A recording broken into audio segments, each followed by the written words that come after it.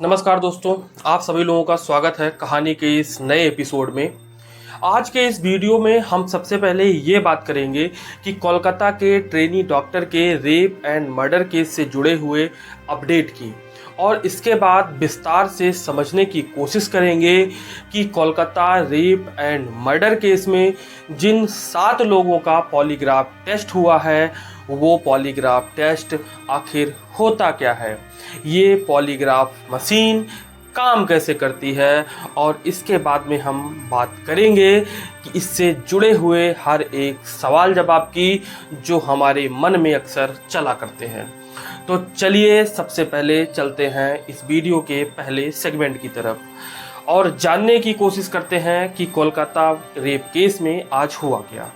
दरअसल Kolkata rape and murder case में आज 25 अगस्त को क्या क्या हुआ वो हम स्टेप बाय स्टेप आपको बताएंगे। आज कोलकाता के आरजी कर मेडिकल कॉलेज में ट्रेनी डॉक्टर से रेप और मर्डर के आरोपी संजय रॉय का पॉलीग्राफ टेस्ट हो गया है।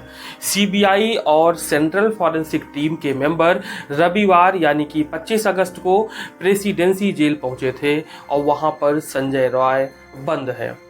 मेंबर्स ने दोपहर करीब 12:30 बजे से 3:30 बजे तक संजय से सवाल जवाब किए। एक दिन पहले 24 अगस्त को आरजी मेडिकल कॉलेज के पूर्व प्रिंसिपल संदीप घोष और 4 फेलो डॉक्टर और 1 वॉलंटियर का पॉलीग्राफ टेस्ट किया गया था। वहीं सीबीआई ने आज संदीप घोष के घर पर छापा मारा। एजेंसी ने घोष और उनसे जुड़े हुए लोगों के 15 ठिकाने पर तलाशी की। सीबीआई के लगभग 7 अधिकारी सुबह 8 बजे से घोष से उनके बेलिया घाटा आवास पर पूछताछ कर रहे हैं। सीबीआई टीम आज सुबह जब घोष के घर पर पहुंची तो परिवार वालों ने 1 घंटे 15 मिनट तक दरवाजा ही नहीं खोला। घोष पर मेडिकल कॉलेज में वित्तीय गड़बड़ी का आरोप लगा है। कॉलेज के पूर्व डिप्टी सुपरिटेंडेंट अख्तर अली ने उन पर कई सारे गंभीर आरोप लगाए थे। इससे पहले इस केस की जांच एसआईटी कर रही थी, लेकिन बाद में कोलकाता हाई कोर्ट ने सीबीआई को यह जांच भी सौंप दी है। सीबीआई ने 24 अगस्त को घोष के खिलाफ एफआईआर दर्ज की थी।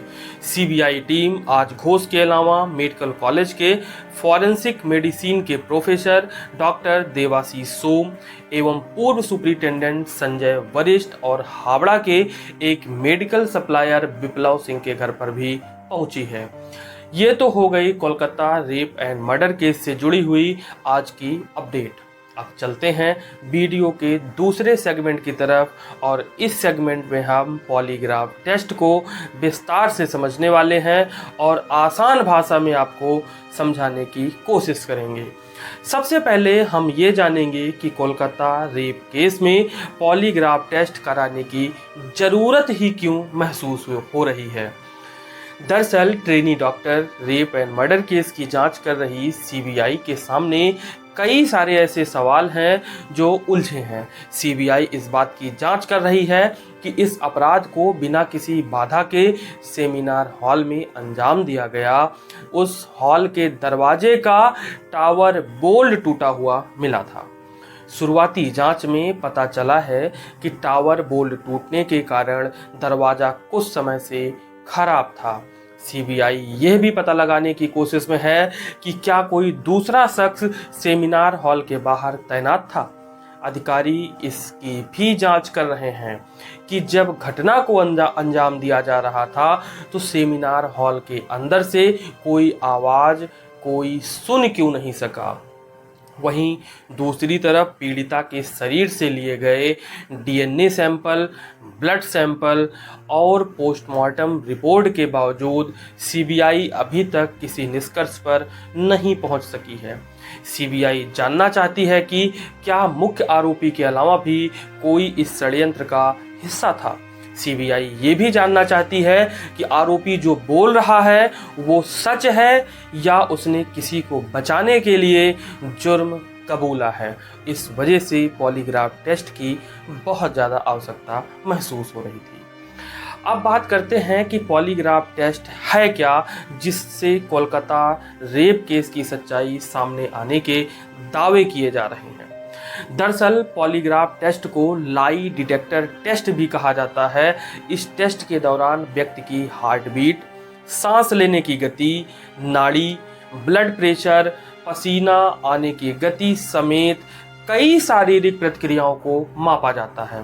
आसान भाषा में समझें तो ये टेस्ट इस बात पर आधारित होता है कि जब कोई व्यक्ति झूठ बोल रहा होता है या जब व्यक्ति को घबराहट होती है तो उसके शरीर में कई तरीके के बदलाव होते हैं। जैसे दिल की धड़कन बढ़ने लगती है, सांस लेने में भी थोड़ा बहुत बदलाव होता है, पसीना ज़्यादा आने लगेगा। ये सारे सिम्टम्स बताते हैं कि व्यक्ति झूठ बोल रहा है। पूछताछ के दौरान शरीर में होने वाले इन्हीं बदलावों को कार्डियो कफ या सेंसिटिव इलेक्ट्रोड जैसे उपकरणों से मापा जाता है और इस तरह पता लगाया जाता है कि व्यक्ति सच बोल रहा है या झूठ बोल रहा है। अब आपको हम बताएंगे कि पॉलीग्राफ टेस्ट किया कैसे जाता है।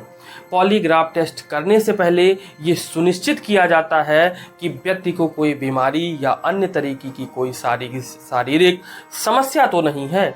आपको ये बता दें कि पॉलीग्राफ मशीन ईसीजी मशीन की तरह ही काम करती है। इस मशीन में सेंसर लगे कई सारे कंपोनेंट होते हैं, जैसे कि न्यूमोग्राफ ये व्यक्ति के सांस लेने के पैटर्न को रिकॉर्ड करता है। वहीं दूसरा जो उपकरण लगा होता है उसको गैल्वेनोमीटर कहते हैं, जिसे धारामापी भी कहा जाता है। ये स्किन पर आने वाले पसीने की ग्रंथि में जो बदलाव होता है उसको मापता है। जो तीसरी डिवाइस होती है उसको कार्डियोवास्कुलर रिकॉर्डर कहते हैं, जो दिल की गति और ब्लड प्रेशर को मापती है। इन सभी डिवाइस के सिग्नल को एक डिजिटल मॉनिटर पर रिकॉर्ड किया जाता है, जिसे रिकॉर्डिंग डिवाइस कहा जाता है। टेस्ट से पहले व्यक्ति से सामान्य पूछताछ होती है। सामान्य सवाल पूछे जाते हैं, जैसे आपका नाम क्या है, आपकी उम्र कितनी है। इसके बाद गंभीर सवालों का सिलसिला शुरू होता है। ऐसा इसलिए किया जाता है, ऐसा ये जांचने के लिए किया जाता है कि जब व्यक्ति सामान्य सवाल का जवाब देता है और जब गंभीर सवाल या किसी घटना से जुड़े सवाल का जवाब देता है तो उसके शरीर की प्रतिक्रिया कैसी होती है। आपको बता दें कि पॉलीग्राफ टेस्ट में व्यक्ति पूरी तरीके से होश में होता है, यानी इस दौरान व्यक्ति को बेहोशी का इंजेक्शन नहीं दिया जाता।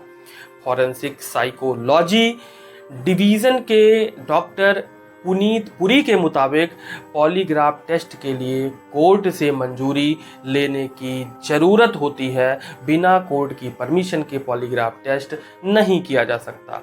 पॉलीग्राफ टेस्ट नार्को टेस्ट से पूरा अलग होता है, मतलब दोनों डिफरेंट चीज़ें हैं। इसमें आरोपी को बेहोशी का इंजेक्शन नहीं दिया जाता, जबकि नार्को टेस्ट में बेहोशी का इंजेक्शन दिया जाता है। इस टेस्ट में कार्डियो कफ जैसी मशीनें लगाई जाती हैं। इन मशीनों के जरिए ब्लड प्रेशर, नब्ज, सांस, पसीना, ब्लड फ्लो इत्यादि को मापा जाता है। इसके बाद जैसा कि हमने आपको बताया, आरोपी से सवाल पूछे जाते हैं। झूठ बोलने पर वो घबरा जाता है, तब मशीन पकड़ लेती है। और इस तरीके का जो पहला टेस्ट था वो 19वीं सदी में इटली के अपराध विज्ञानी सेसारे लोम्ब्रोसो ने किया था। बाद में 1914 ईस्वी में अमेरिकी मनोवैज्ञानिक विलियम मैरिस्टॉन और 1921 ईस्वी में कैलिफोर्निया के पुलिस अधिकारी जॉन लार्सन ने भी इसी प्रकार के उपकरण बनाए थे। अब अगला सवाल जो हमारे मन में आता है कि क्या पॉलीग्राफ टेस्ट में कही गई बातों का सबूत की तरीके से इस्तेमाल किया जा सकता है क्या? इसका जवाब है नहीं। वर्ष 2010 में सुप्रीम कोर्ट ने कहा था कि पॉलीग्राफ टेस्ट में आरोपी की कही गई बातों को सबूत नहीं माना जाना चाहिए, बल्कि यह सिर्फ सबूत जुटाने के लिए एक जरिया होता है। इसे ऐसे समझिए कि अगर पॉलीग्राफ टेस्ट में कोई हत्या आरोपी मर्डर में इस्तेमाल हथियारों की लोकेशन बताता है तो उसे सबूत नहीं माना जा सकता, लेकिन अगर आरोपी के बताए लोकेशन से हथियार बरामद हो जाता है तो फिर उसे सबूत माना जाता है। इस मामले में कोर्ट ने ये भी कहा था कि हमें ये समझना चाहिए कि इस तरह के टेस्ट के जरिए किसी व्यक्ति की मानसिक प्रतिक्रियाओं में जबरन घुसपैठ करना भी मानवीय गरिमा और उसके निजी स्वतंत्रता के अधिकारों के खिलाफ है। ऐसे में ज़्यादातर गंभीर मामलों में ही कोर्ट की इजाज़त से इस तरह की जांच होनी चाहिए। अब हम अपने अगले सवाल की तरफ बढ़ते हैं जो हमारे मन में आता है। हमारे मन में अक्सर ये सवाल आता है कि पॉलीग्राफ मशीन कैसे धड़कनों और पसीनों से सच पता कर लेती है। एक पॉलीग्राफ मशीन में सेंसर लगे होते हैं और कई सारे उसमें कंपोनेंट्स भी होते हैं। इन सभी सेंसरों को एक साथ मेजर करके किसी व्यक्ति के साइकोलॉजिकल रिस्पांस का पता लगाया जाता है। इसे ऐसे समझिए कि किसी व्यक्ति को झूठ बोलते समय कुछ घबराहट होती है तो ये मशीन तुरंत उसे पता कर लेती है। इस मशीन की ये खास बात होती है। इस जांच में 2 तरीके के टेस्ट होते हैं। वो कौन कौन से होते हैं वो भी आपको बता देते हैं। पहला टेस्ट होता है कंट्रोल क्वेश्चन टेस्ट। सबसे पहले व्यक्ति को पॉलीग्राफ मशीन से जोड़ने के बाद उससे सामान्य सवाल पूछे जाते हैं। इन सवालों के जवाब हाँ या ना में होते हैं और उन्हीं में देने होते हैं, हाँ या ना में ही। ऐसा यह जांचने के लिए किया जाता है कि जब वो किसी सामान्य सवाल का जवाब देता है और जब उस घटना से जुड़े टफ सवाल का जवाब देता है तो उसके शरीर की प्रतिक्रिया कैसे होती है। इस समय व्यक्ति की सांस लेने की गति यानी कि जिसको बोलते हैं ब्रीदिंग रेट और व्यक्ति का पल्स, साथ ही ब्लड प्रेशर और शरीर से निकल रहे पसीने से यह पता चलता है कि कोई व्यक्ति सही बोल रहा है या झूठ बोल रहा है। वहीं जो दूसरा टेस्ट होता है उसको गिल्टी नॉलेज टेस्ट कहा जाता है। इसमें एक सवाल के कई सारे जवाब होते हैं। सारे सवाल आरोपी के अपराध से जुड़े हुए जो होते हैं वही पूछे जाते हैं। उदाहरण के लिए कोई चोरी के आरोप में गिरफ्तार हुआ तो उससे इस तरह के सवाल पूछे जाते हैं कि 10,000, 20,000 या 50,000 रुपए मतलब कितने की चोरी हुई। इस सवाल का आरोपी सही जवाब देगा तो उसकी हार्ट बीट बिल्कुल सामान्य होगी, लेकिन जैसे ही वो झूठ बोलने की कोशिश करता है तो उसकी हार्ट बीट उसके दिमाग के सोचने के तरीके आदि से पता चल जाता है कि वो कुछ छिपा रहा है। तो इस तरीके से मशीन से हम पता लगा सकते हैं। अब अगला सवाल हमारे मन में आता है कि क्या पॉलीग्राफ टेस्ट में सच को छिपाया जाता है या छिपाया जा सकता है।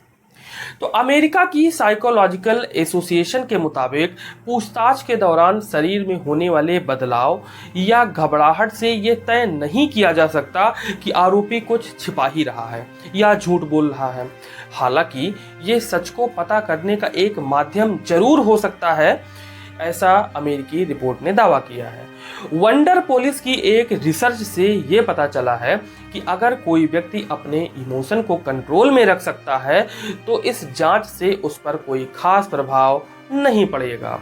अगर आरोपी के दिए सही जवाब को एक्सपर्ट्स गलत बताकर उस पर दबाव बनाने लगते हैं तो वो नर्वस होने लगता है। आमतौर पर उसके नर्वस होने पर ही ये मान लिया जाता है कि वो झूठ बोल रहा है। हालांकि कई मामलों में इस जांच के जरिए असली अपराधी को भी पकड़ा गया है। तो इस तरीके से ये काफ़ी ज़्यादा फायदेमंद भी होता है, लेकिन ज़रूरी नहीं है कि अपराधी बिल्कुल झूठ ही बोल रहा हो या सच ही बोल रहा हो। ये पता लगाना पूरी तरीके से संभव नहीं है। अगला सवाल ये है कि पॉलीग्राफ से भी एक कदम आगे नार्को टेस्ट होता है, और ये क्या है और इससे सच बाहर कैसे आता है। दरअसल शातिर क्रिमिनल बचने के लिए अक्सर झूठी कहानियां बनाते रहते हैं, पुलिस को गुमराह भी करते रहते हैं। इससे सच उगलवाने के लिए नार्को टेस्ट किया जाता है। नार्को टेस्ट में साइको एक्टिव दवा दी जाती है जिसे ट्रुथ ड्रग भी कहते हैं। जैसे इसमें कुछ दवाएं शामिल हैं, सोडियम पेंटोथल, स्कोपोलामाइन और सोडियम अमाइल्टन। सोडियम पेंटोथल कम समय में ही तेजी से काम करने वाला एनेस्थेटिक ड्रग है। इसका इस्तेमाल सर्जरी के दौरान बेहोश करने में सबसे ज़्यादा होता है। ये केमिकल जैसे ही नसों में उतरता है शख्स बेहोशी में चला जाता है।